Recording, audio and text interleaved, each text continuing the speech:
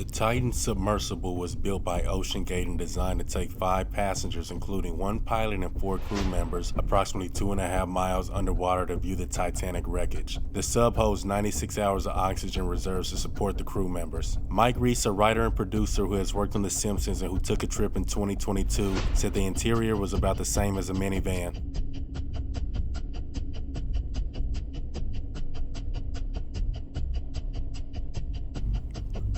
Using special instructions, the pilot steers the vessel on a modified video game controller.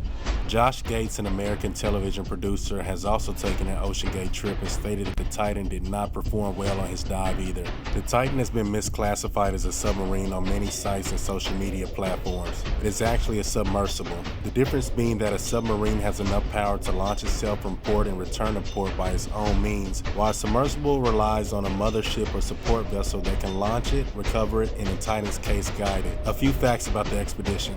The cost of the trip was $250,000 US. Some of the eligibility requirements included being at least 18 years of age when the mission begins, having a valid passport, and credentials to enter Canada and be able to demonstrate basic strength, balance, and flexibility. There was a small toilet located on Titan, separated only by a privacy curtain. Needless to say, this was a shitty situation. Has there been successful trips? OceanGate Expeditions have been operating deep ocean expeditions since 2009. Over the years, it has carried out more than 200 dives with its 3 submersible vessels in the Atlantic, Pacific, and Gulf of Mexico. Titan, which went missing on the 18th of June, is designed to go the deepest of them all, able to reach depths of over 13,000 feet or 4,000 meters according to the company. Per NBC News, OceanGate Expeditions began offering trips to the Titanic wreckage in 2021 and had only made 2 previous trips before the June 18th dive. Well, who was on the craft? I would like to first apologize if I mispronounce any of the names of the deceased. Hamish Harding was a British billionaire. He's the founder of Action Group and chairman of Action Aviation, an international aircraft brokerage company with headquarters in Dubai. Harding also was one of the 6 people on the Jeff Bezos-owned Blue Origin's mission last June when they flew to the edge of space. Shahzada Dawood is the vice chairman of Dawood Hercules, an investment and holding company based in Pakistan. Dawood is heir to one of Pakistan's largest family fortunes, according to the New York Times. Sluman Dawood is 19 years old, according to the UK's Daily Mail. He's a science fiction fan and also enjoys solving Rubik's Cubes and playing volleyball, according to the DH Group of Engro Corporation, part of Dawood Hercules Group. Paul Nargiolet is known as a Titanic expert, according to the OceanGate website. He's led 6 expeditions to the ship's wreckage site and is known as Titanic's greatest explorer, the company said. He's also the director of underwater research for RMS Titanic, an American company that owns the salvage rights to the wreck and operates exhibits featuring artifacts from the ship. Stockton Rush, the CEO of the company, was also the pilot of the Titan submersible. When he was 19, Rush was the youngest person to become a jet transport rated pilot, and he earned a DC-8 type captain's rating at the United Airlines Jet Training Institute, according to his biography at OceanGate. Now, here are some reasons why rescuing the Titan submersible was almost impossible. At a depth of 12,400 feet where the Titanic is located, oxygen becomes toxic and the water pressure is intense. At 23,000 pounds, the weight of the Titan is an added problem for its rescue. The first issue was locating the craft. It's my personal opinion that more devices should have been added to the craft to always have real-time location of the craft visible at all times. For some reason, the submersible's emergency systems were not activated. The vessel was programmed to automatically return to the surface if it detects a major incident in the watercraft. When the Titan submersible lost contact with its mothership, the surface crew reportedly did not notify the Coast Guard of the missing vessel for nearly 8 hours. This illustration shows why the search was so difficult. The depth of the ocean is staggering. More than 80% of the ocean has never been mapped, explored, or even seen by humans. A far greater percentage of the surface of the moon and the planet Mars has been mapped and studied than our own ocean floor. The second issue is extreme water pressure at such depths.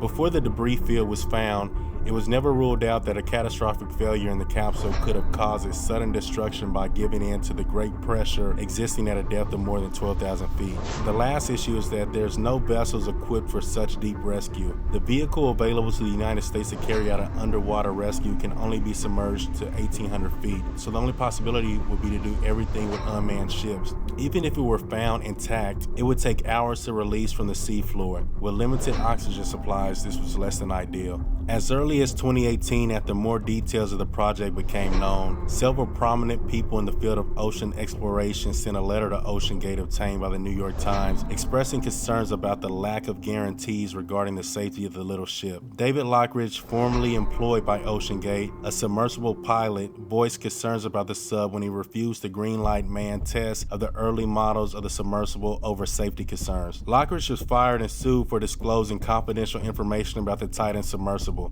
He countersued for wrongful termination over being a whistleblower about the quality and safety of the submersible. He claimed rather than addressing his concerns, OceanGate instead terminated his employment in efforts to silence him and to avoid addressing the safety and quality control issues. Lockridge discovered that the viewpoint at the forward of the submersible was only built to certified pressure of 1,300 meters, although OceanGate intended to take passengers down to depths of 4,000 meters. Paying passengers wouldn't know or be informed about Lockridge's concerns according to his complaints. OceanGate reached a settlement with Lockridge in this case. Marine Technology Society also voiced concerns that negative outcomes ranging from minor to catastrophic could occur that would have serious consequences for everyone in the industry. Repeated calls for those responsible to accept an independent audit that would thoroughly evaluate the submersible, however, went ignored. It seems like the vessel could have been made a lot safer had OceanGate taken heed to said warnings. Items were purchased from Camper World and a lot of items were improvised. It was also not approved by any regulatory body at the time that this video was taken. Take a listen to this. Submersible vessel that has not been approved or certified by any regulatory body and could result in physical injury, disability, emotional trauma, or death. Where do I sign? Oh, take your shoes off, that's customary, okay? Wow. Inside, the sub has about as much room as a minivan. So this is not your grandfather's submersible. We only have one button, that's it. It should be like an elevator. You know, it shouldn't take a lot of skill.